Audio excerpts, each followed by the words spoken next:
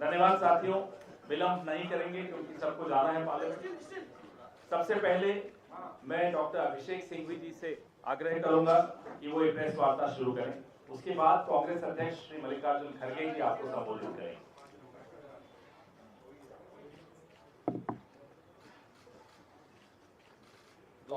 Sir on कर दीजिए, ऊपर कर।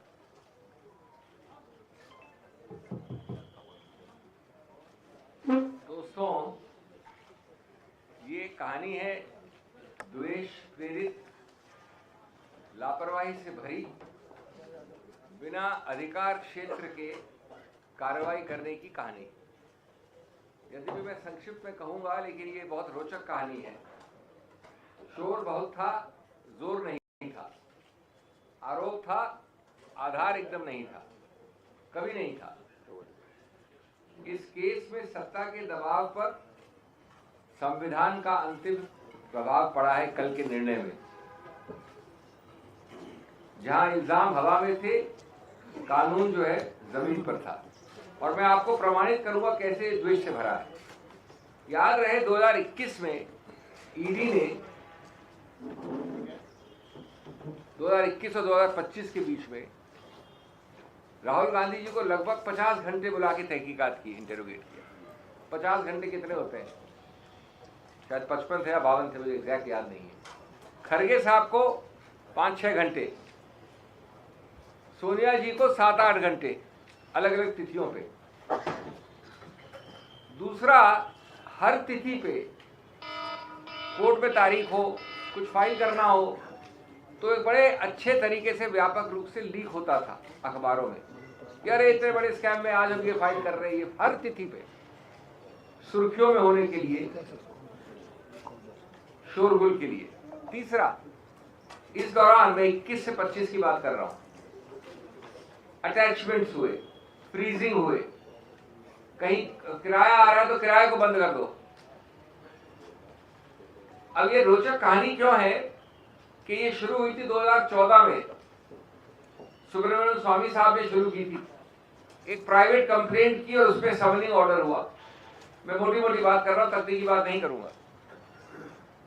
2014 में ही सुब्रमण्यम स्वामी जी ने हजारों सैकड़ों बार लिख दिया सीबीआई को और ईडी को कि मैंने ये कार्रवाई कर दी है, ये आरोप है, ये गलती है, ये है फलाना ढीकर। अब रोचक बात सुनिए, 2014 से 21 कितने साल होते हैं? 7 वर्ष तक सीबीआई और ईडी ने लिखित रूप से अपनी फाइल्स में लिखा कि इसमें कोई प्रेडिकेट ऑफेंस नहीं बनता है। ये मैं नहीं कह रहा हूं। अगर आपको शक शुभाव, हम हवा में बात नहीं करते हैं, मैं तथ्यों के आधार पर बात करता हूं। अगर शक शुभाव जो मैं बोल रहा हूं तो पैरा 218 से 233 पढ़ लीजिए इस निर्णय की। ये बहुत महत्वपूर्ण बात है। 2014 से 21 तक फाइल पे, क्योंकि ओपिनियन ली गई, सलाह ली गई। प्रेडिकेट ऑफेंस एफआईआर की एजेंसी होती है सीबीआई, मनी लॉन्ड्रिंग की एजेंसी होती है ईडी। दोनों का संयुक्त सहमति थी, जॉइंट कंसेंसस, ये शब्द इस्तेमाल किया है जज ने 232 पैरा नंबर पे।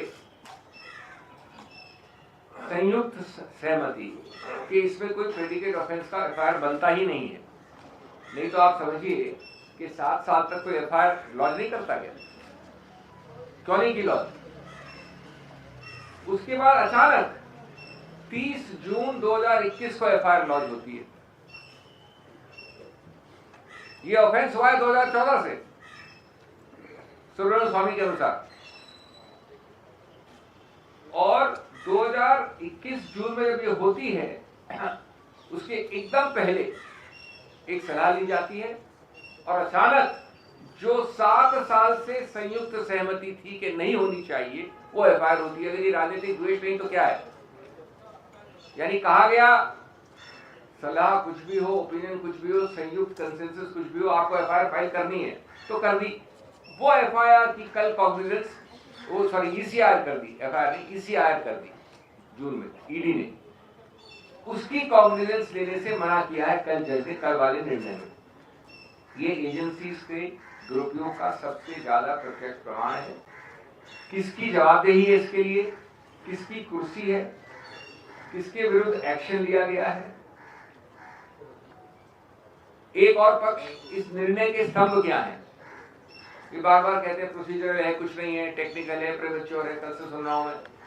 इसके 4-5 स्तंभ सुनिए, 5 स्तंभ में मुख्य स्तंभ नंबर 1 जो हमारी दलील थी कि कानून कहता है, लिखा है सेक्शन 5 में पीएमएलए एक्ट में कि सिर्फ पर्सन ऑथराइज टू इन्वेस्टिगेट की कंप्लेंट या एफआईआर पे कार्रवाई हो सकती है। शब्द है पर्सन ऑथराइज।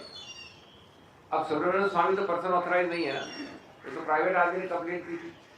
ये एक अलग कहानी और रोचक है कि सुब्रमण्यम स्वामी ने खुद अपनी मैजिस्ट्रेट वाली समनिंग ऑर्डर और कंप्लेंट को कार्रवाई को अपने आप हाईकोर्ट जाके अपनी खुद की कार्रवाई को स्थगित करवा दिया। वो एक अलग कहानी है। तो इसके आधार पर जज ने कहा कि आपने अनुच्छेद 5 के कंडीशंस को सेटिस्फाई नहीं किया। सिर्फ एजेंसी यानी सीबीआई या ईओडब्ल्यू ये एफआईआर फाइल कर सकती थी, जो नहीं की। 2014 से 21 और 21 से 25 यानी लगभग एक दशक से नहीं की। फिर कहा है कि नींव, हर चीज की नींव, पीएमएलए की नींव, पीएमएलए बना था एक एफएटीएफ फाइनेंशियल टास्क फोर्स के अंतर्गत। उससे लिखा हुआ है कि इसकी नींव होनी चाहिए एक एफआईआर, एक प्रेडिकेट ऑफेंस जिसको कहते हैं वकील, टेक्निकल चैप्टर प्रेडिकेट ऑफेंस।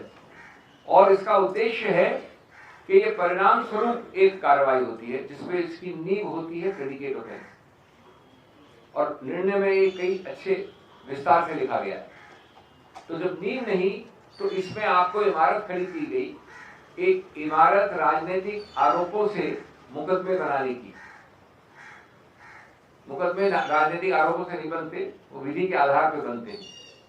और कल अदालत ने याद दिलाया कि प्रक्रिया, कानून, अनुच्छेद न्याय की आत्मा है, बाधा नहीं है। कि अचानक आपने एक को बोल दिया है कि 2021 में करो एफआईआर, ओपिनियन कुछ भी हो करो, क्योंकि इसमें गांधी हैं, इसमें कांग्रेस है, इसमें खड़गे जी हैं। और सोचिए कुल मिला के करीब 80 घंटे ऐसे लोगों को कार्रवाई कर दी बिना ये जाने के एफआईआर ही नहीं है।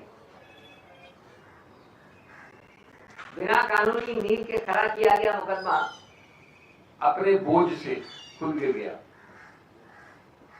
हाँ, ये बात सही है कि जज ने कहा है कि मैं आगे मेरिट्स पे नहीं जाने की आवश्यकता है, क्योंकि ये बहुत महत्वपूर्ण बात है।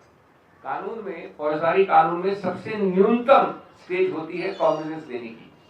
कॉग्निजेंस का मतलब होता है कि आप मेरे घर के बाहरी दीवार के अंदर भी नहीं आ सकते, यानी ये घर है इनका, ये दीवार इसके बाहर ही रोक देते हैं। तो जज ने उस न्यूनतम आधार और कसौटी पे कॉग्निजेंस देने से मना कर दिया, यानी ये इतनी बेकार कंप्लेंट है कि मैं कॉग्निजेंस भी नहीं लूंगा।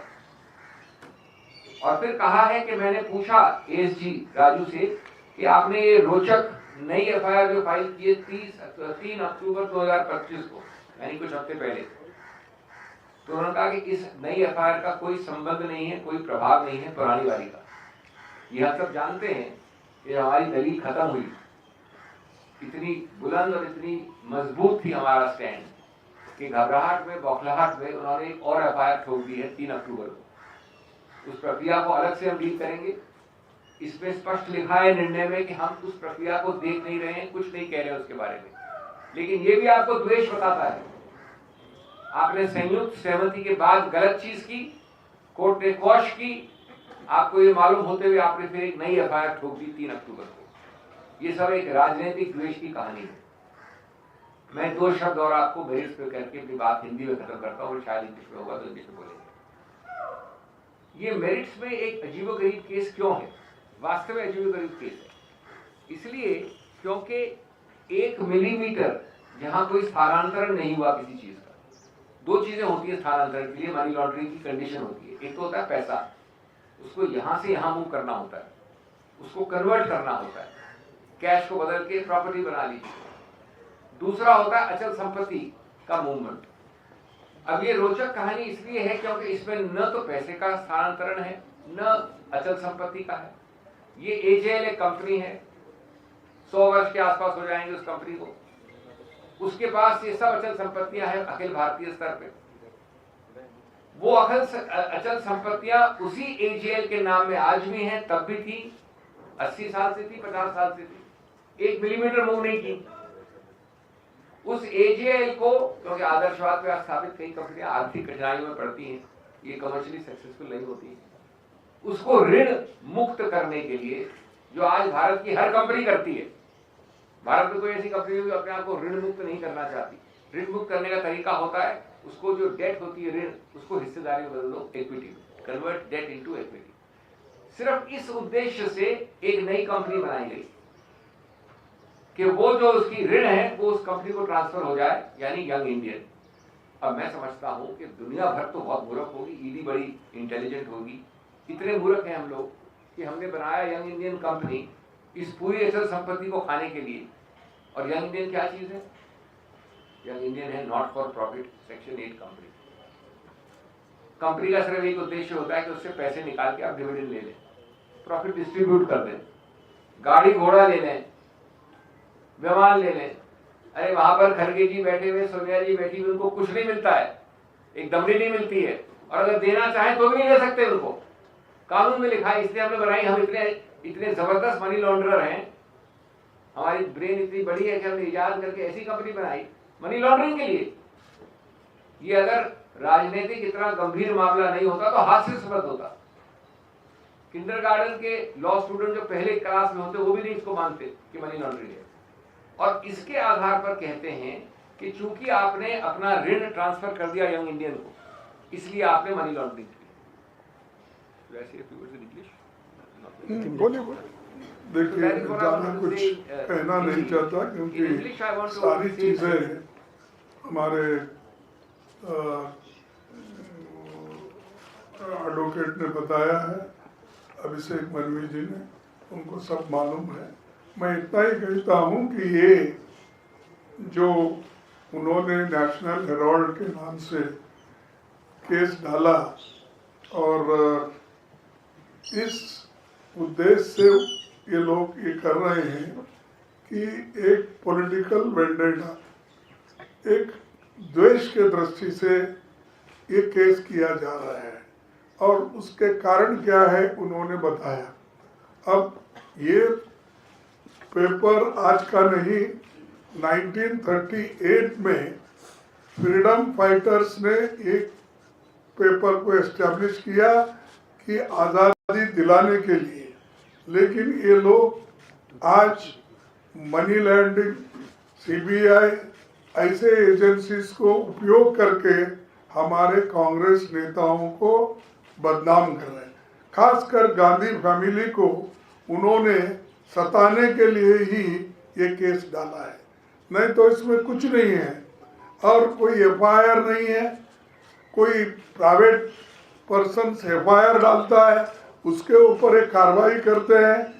और आज इस दृष्टि से कहा जाएगा कि जो चीज़ में कोई दम नहीं है उसमें दम भरने की कोशिश करके हर एक को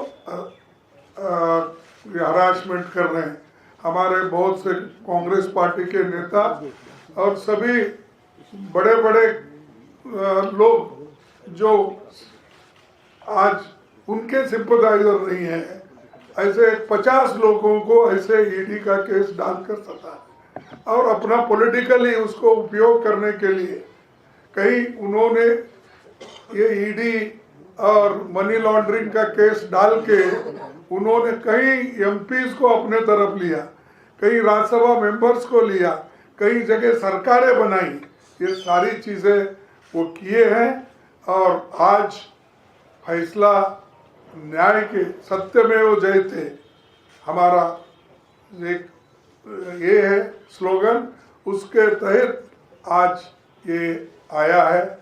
तो ये जजमेंट को हम वेलकम करते हैं और न्याय सदा हमेशा की जो सत्य की हमेशा जीत होती, इसीलिए मैं इस जजमेंट का स्वागत करता हूं।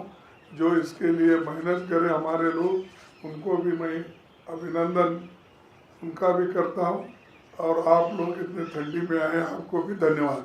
Thank you.